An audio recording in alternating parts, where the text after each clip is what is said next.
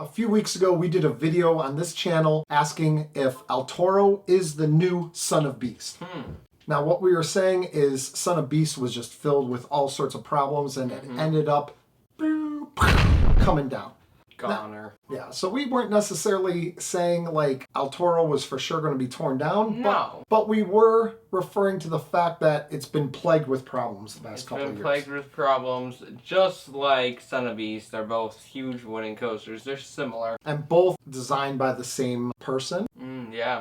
Werner Stengel, or whatever his name is. So they were both designed by the same person. Both have their issues. El Toro, in case you guys aren't aware, which if you're watching this video, you probably are, but in case you don't know, last year in 2021, El Toro, the back train, or the back car in the train, at some point in the ride, derailed and came along and stopped like right before the final brake run, I think. Yeah. And no one was injured, luckily, and the rest of the train did its job and kept everyone on the track, and you weren't flying off like it was like some episode of Final Destination. Yeah, Final Destination. But it did have that malfunction that closed it for the rest of the year. And before the 2022 season, they said everything's good. It was inspected. We've inspected it. Six Flags, I'm saying.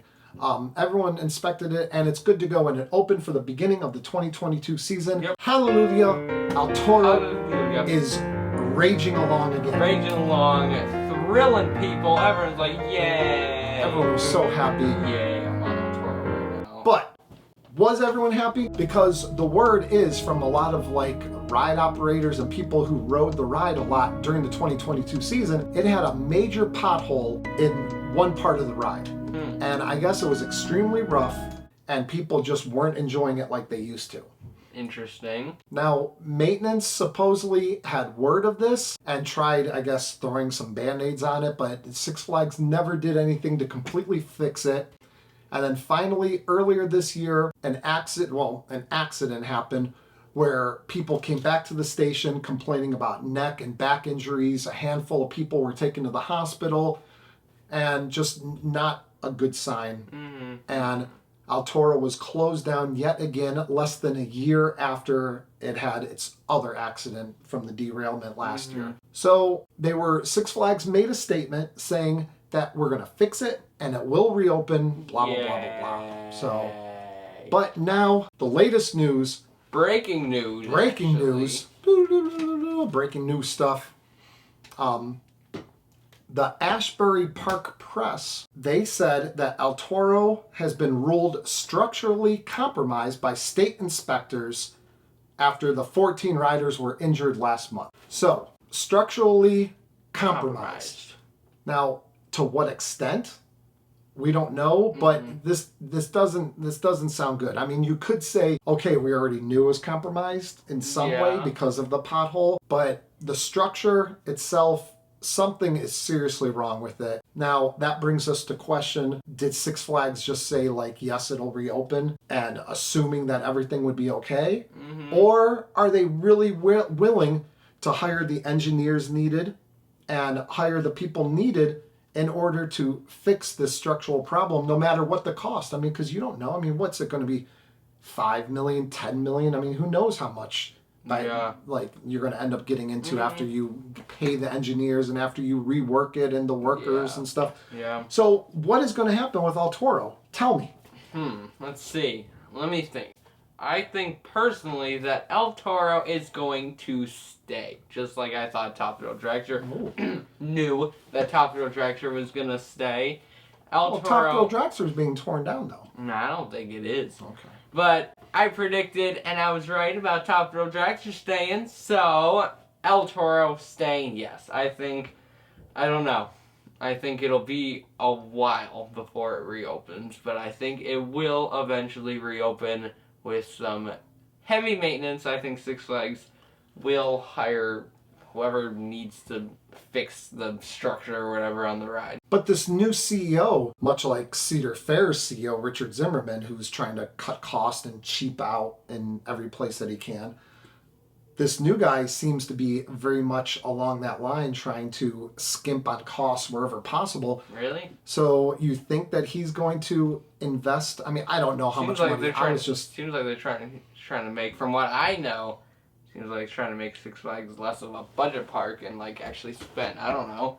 Yeah, Do a well, little I mean, better with it. yeah, I don't know, but I don't know how much, like when I was saying 5, 10 million or whatever, I was just making up numbers. I have no clue. I'm not an engineer and I don't know like how much it costs to Right. do stuff like this. I was just making up numbers and just saying like a what if. What if it's this crazy amount of money and like, are they really going to want to spend it? So I don't know, but I mean, personally, what I'm saying that El Toro is bye-bye. But you thought this for Top Thrill Dragster at first. The state inspectors are saying nish nish. Nish nish that it's... You're not opening anytime in the near future, so it's up in the air. And now we have 2 Intamins covering the roller coaster community news right now. Yep, so I think this is already kind of known, but Intamin is definitely kind of done in America. Yeah. I think they're building some other rides in Europe maybe or something.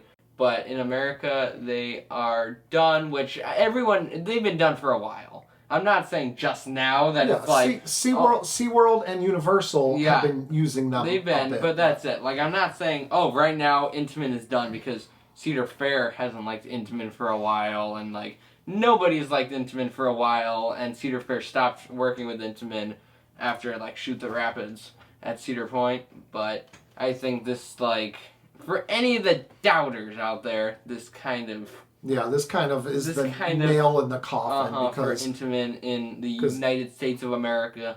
Intamin is expensive and unreliable, so it's like pick or choose. Like if you're going to be cheap and unreliable, maybe a park can say, well, at least we didn't spend that much building it. Yeah. Or if you're expensive and reliable, like a B&M or something, then it's like, okay, we're going to spend $25 million on your roller coaster, but we know that you're going to be a capacity machine and you're going to stay open all the time and stuff like that. But Intamin is the worst of both worlds. So Intamin, get your act together. Down. Get your act together. And it's sad because Velocicoaster. Yeah, Velocicoasters. And Maverick and all these great Sky Rush, El Toro, all the, like, we love so many Intamin rides. Yeah, I mean, my favorite Intamin coaster is Velocicoaster, but I mean, pretty much any Intamin is amazing. It is a shame that you don't see them that much, because if they keep making Velocicoasters all around, then that'd be great, because like I said, Velocicoaster is one of my favorite coasters,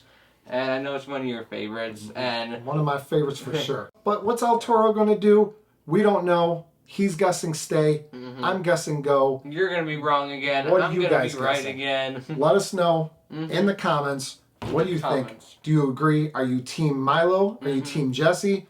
Which team are you on? Me. Is it staying? Is it going? Is it going to be refurbished? And I know a few of you are going to be saying it's going to be RMC'd. That's not going to happen. I mean, I don't know. That's not going to happen. I'm just assuming some of you are going to say it's going to be RMC'd. Maybe. But it's not going to happen. I think personally that it's going to. I think El Toro, as we know it, will be retiring. But their team is hard at work creating a new and reimagined ride experience. Well, there you go. That would be pretty original. So that's it with this video. Go ahead and like, comment, like we said, subscribe, and we will see you guys next time on Beach Cliff Studio.